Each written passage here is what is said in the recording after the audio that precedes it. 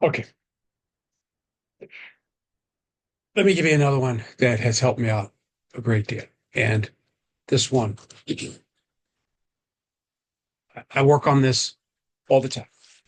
And sometimes I'm better at this than others, but I find that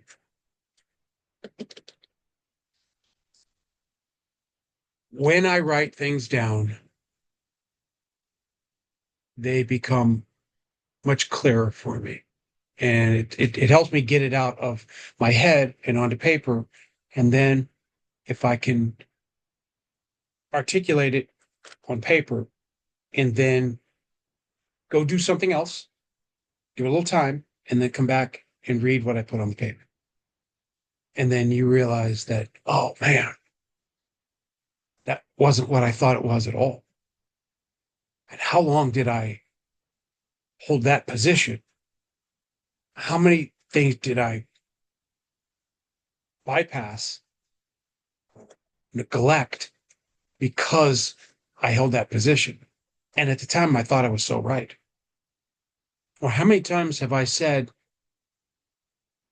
I didn't like the outcome there, so I'm going to do things different. But then you don't do things different and you get the same outcome. And like Groundhog Day. Wow. So my advice back to myself and my grandkids, whoever else wants to listen to it, is get yourself a notepad and start to make some notes in there.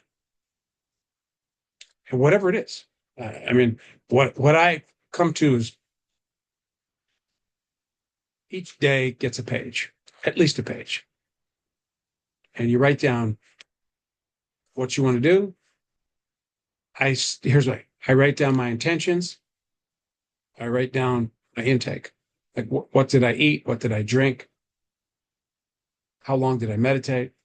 Did I meditate? And then at the end of the day, I write down my observations. How'd it go? Then I start the next day. I say, okay, here are my intentions. And it's kind of a form overall. And I got different colors that I use. And it just, the more I do that, the more I can I can like refine my actions so that I'm doing the smarter things, you know, of the thousands of things I could do. These 4 or 5 actions are going to have the biggest yield for me and my life.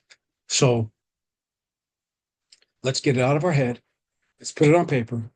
Let's think with clarity. What do you want to do? I don't know if you're going to actually be able to do it.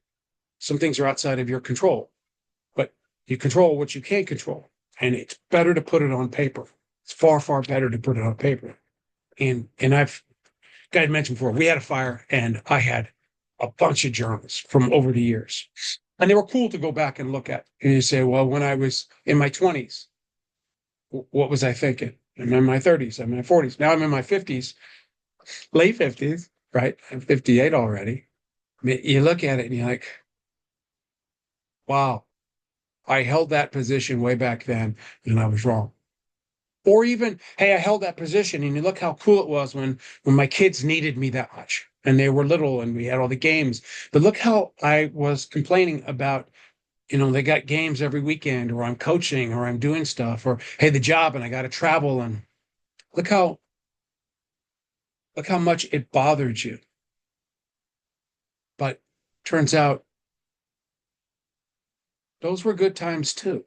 And you probably could have just chilled out a bit then and put more emphasis on the enjoyment at the time and not the stress of it.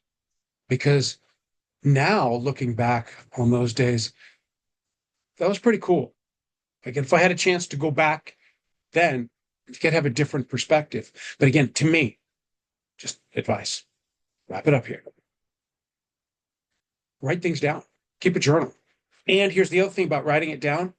Don't necessarily put it on loose pieces of paper. You can, but in my opinion, it'd be better to put those together and put those in a binder or something so you can go back and look. Because I think the value is going back to look because it does help your perspective. I mean, when you have that perspective and it's clarity, it can make good decisions. You can appreciate things more and it helps moving forward. How are you going to behave?